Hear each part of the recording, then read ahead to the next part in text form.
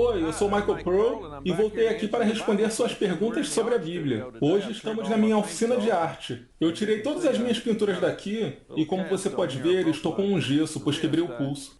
Me tornei calvinista. A gravidade tirou meu livre-arbítrio, me forçando a cair no chão em alta velocidade do escritório da casa que estou construindo. Por isso estou com um braço todo enfaixado hoje.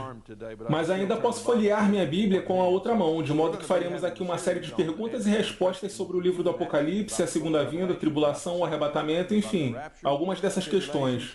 Então leremos algumas das Escrituras e, se deixarmos de dar alguma resposta ou se você não ficar satisfeito com a nossa explicação, por favor, nos contacte e teremos prazer em tentar responder a qualquer dúvida adicional que porventura você tenha. Jared está aqui no estúdio. Ele lerá a primeira pergunta que recebemos e tentarei respondê-la. O arrebatamento da igreja é antes, durante ou no final do período da tribulação? Nenhuma dúvida sobre isso. O arrebatamento será antes da tribulação. Agora, eu andei lendo na internet o que alguns escritores dizem sobre arrebatamento e tribulação, e claro, existem muitas e diferentes posições defendidas hoje. Você tem o arrebatamento pré-ira, criado por Rosenthal há um tempo atrás. Então você tem o pós-tribulacionismo, o mid-tribulacionismo, o arrebatamento dividido e o não-arrebatamento, onde a segunda vinda de Cristo consiste apenas em sua volta para separar santos e pecadores, destinando cada um ao local que lhe cabe. Você tem também o pré-milenismo, o pós-milenismo e o amilenismo, de maneira que existem diversas posições sobre este assunto.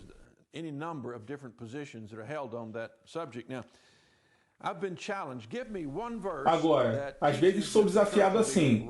Me dê um versículo que ensine que a igreja será arrebatada antes da tribulação. Então eu respondo com outro desafio. Me dê um versículo que ensine que o arrebatamento será pré-ira, mid ou pós-tribulação. Me dê um versículo que ensine um reino de Cristo pré ou pós-milenar. Como você bem sabe, todas essas diferentes posições são defendidas mediante vários versículos das Escrituras, de modo que é esse o motivo de haver tanta confusão. É por isso que o corpo de Cristo se dividiu sobre este assunto, bem como sempre foi dividido e provavelmente sempre será, visto que a Bíblia não é extremamente direta a respeito. Agora, eu acho que estudando o suficiente ela se torna clara. Porém, repito que outras pessoas pensam que estudando o suficiente ela se torna clara numa interpretação diferente da minha. O que você deve fazer é decidir por si mesmo. Agora, algo que quero deixar claro é, eu não crio rixa no corpo de Cristo por causa destas questões. Em outras palavras, se você toma uma posição diferente sobre o arrebatamento, eu não o considero fora do corpo de Cristo. Se você diz isso, você está desinformado. Eu aceito o fato de que existem várias opiniões. Enfim, por que existem várias interpretações? Porque a Bíblia não é direta. Pense comigo. Na primeira vinda de Jesus, os escribas, os fariseus e os próprios discípulos haviam sido ensinados que a palavra de Deus não dizia claramente que o Messias sofreria e morreria quando viesse. Só que existem passagens nas Escrituras que claramente ensinam que o Messias sofreria, como Isaías 53, o Salmo 22, Zacarias capítulos 12 e 13. Muitas passagens falam de um Messias sofredor ao ponto de ter suas mãos e pés perfurados e descer ao pó da morte, como está no Salmo 22. Mas mesmo após andarem com Cristo por 3 anos ouvindo seus ensinos, quando ele disse que seria crucificado, os discípulos disseram, como assim? Quando ele disse que seria ressuscitado, eles disseram, do que ele está falando? Então, as Escrituras sempre foram explícitas, porém traziam 2 linhas de tempo proféticas. Numa linha de tempo, a Escritura fala sobre o Messias vindo e reinando gloriosamente, acerca de seu julgamento sobre as nações e sobre a criação de um reino que durará para sempre, ao passo que a outra linha fala de seu sofrimento, e assim essas 2 linhas distintas parecem não se encaixar. O problema é que não havia uma única passagem nas Escrituras que tentasse conciliar essas 2 diferentes linhas de tempo, o que originou interpretações diametralmente opostas que permaneceram até Cristo realmente ressuscitar dos mortos e seus discípulos, do dia de Pentecostes em diante, começaram a ensinar continuamente que as Escrituras do Antigo Testamento apresentavam Cristo tanto como Messias sofredor quanto como Messias reinante. Agora, é nos manuscritos do Mar Morto que vemos a origem dessa discussão, quando foram desenterrados alguns comentários e escritos antigos, dentre os quais os de um grupo que cria na vinda de 3 diferentes Messias. Eles pensavam que teria um Messias profeta tipo Moisés, como de fato é predito nas Escrituras, outro Messias que seria um sacerdote que sofreria como Cristo sofreu e morreu, e por fim um Messias rei, profeta, sacerdote e rei. Pois de fato as Escrituras do Antigo Testamento mostram que Cristo viria nesses três aspectos, sacerdote, profeta e rei. E agora que temos a revelação completa do Novo Testamento, podemos olhar para trás e ver que Cristo cumprirá tudo isso a longo prazo.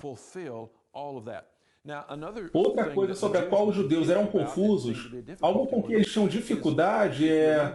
Sabe aquela passagem, você deve lembrar, da ascensão de Jesus, onde os discípulos perguntaram se naquele momento ele restauraria o reino a Israel?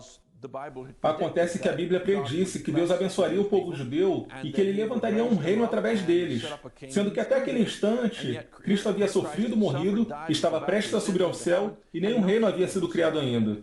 João Batista pregava arrependimento alegando que o reino de Deus estava próximo. Jesus repetiu a pregação dizendo, arrependei-vos, pois é chegado o reino dos céus.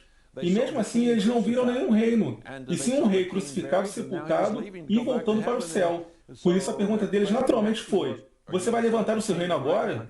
No que ele respondeu que não nos pertence saber os tempos ou as estações que o Pai estabeleceu pelo seu próprio poder. De modo que percebemos um padrão por toda parte na Bíblia, que é o fato de Deus não se preocupar em nos fornecer os detalhes cronológicos das profecias do jeitinho que gostaríamos de saber.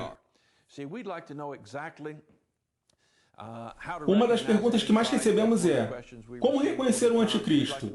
Gostaríamos de saber exatamente quando a segunda vinda ocorrerá.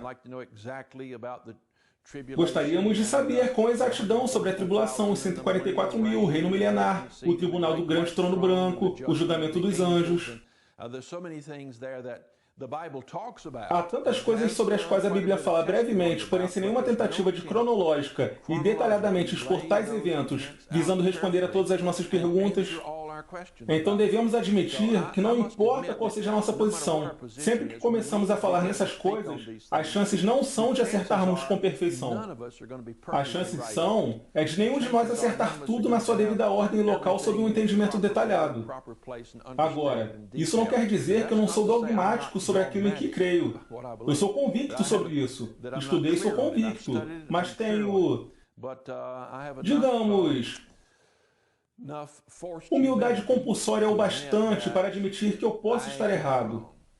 Portanto, vamos olhar algumas escrituras sobre o assunto para mostrarmos o que nos leva a crer num arrebatamento pré-tribulacional e pré-milenista da Igreja.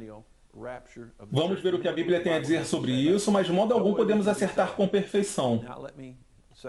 Agora, deixe-me dizer que este é o melhor argumento para o arrebatamento pré-tribulacional da Igreja.